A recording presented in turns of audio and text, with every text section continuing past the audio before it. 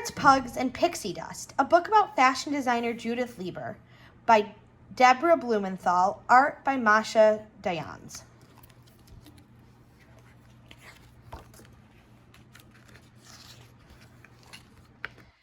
For animal lovers, there are preening peacocks and fanciful frogs donning gilded crowns, pandas, poodles, parrots, pugs, and even rattlesnakes. For fast foodies, burgers and fries, pears, pineapples, ice pops, and layer cake. But things aren't always what they seem. Don't pet these pugs or bite these burgers. These jazzy creations are evening bags, and Judith Leiber designed them all. Her happily ever after world of purses for Cinderella balls sparkled with candy-colored gemstones and a pinch of pixie dust.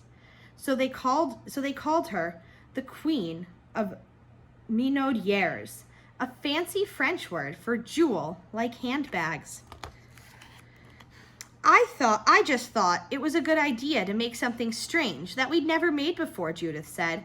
So she turned ordinary into extraordinary, gluing tiny crystals one by one, up to 13,000 on each bag, until they twinkled like fireflies. Judith was born on July 11, 1921, in Hungary. Her fashion passion was inspired by her dad, Emil Petto. Whenever he traveled, he would bring her mom, Helene, a special handbag. Her mom loved them, and so did Judith, who decided, I'm going to do that. Her ideas came from, well, everywhere, including some that came from who know where, like polka dot pigs, crystal turtles, and shimmering teapots. Dreaming of posh dress-up bags helped Judith cope with her hard life. She grew up in Budapest at a time when Jewish families like hers were treated cruelly just because they were Jewish. An aunt made face cream, so her parents thought she should too. In 1938, when she was just 17, she left London to study chemistry. A year later, she came home for vacation, but never went back to school. War broke out, and she wanted to be near her parents and sister Eva.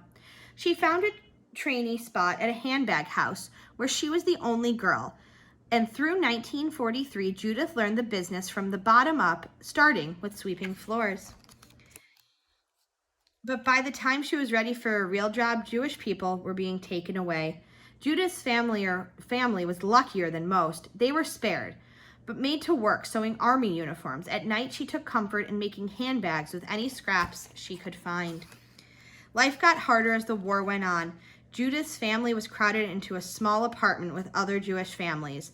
Then they were forced to hide out in a dark basement. When the war ended in the springtime of 1945, they finally went home. A year later, Judith met Gerson Leiber, an American soldier. It was love at first sight, he said. In 1947, they sailed on a bride ship, a boat for American servicemen and their new European wives, to New York City, their new home. After working for other handbag companies, Judith started her own business in 1963. Gerson called Gus, a painter and sculptor, helped her run it. I knew from the beginning what I was going to do, she said. I was going to make the best. But the best began with the worst. When a metal handbag Judith designed came back from Italy, the bottom had turned slimy green. But sometimes big mistakes make wrongs go right. She didn't toss it out. She didn't start over. She hid the green under shimmering crystals, and it was a hit.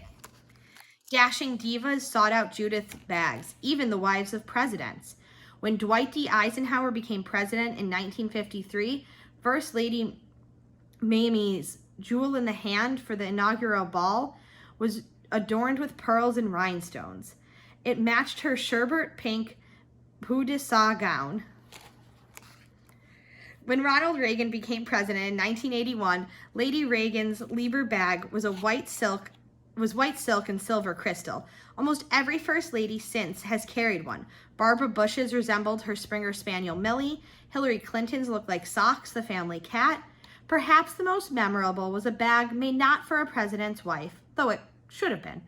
The white dove with an olive branch, on its side glittering rhinestones brightly spelled out peace in English, French, Hebrew, and Arabic. Judith kept designing bags until 1998. Then she and Gus started a museum in East Hampton, New York, to display their work. Gus was 96 years old when he died at home on April 28, 2018. Judith, 97, joined him hours later. They had been married for 72 years.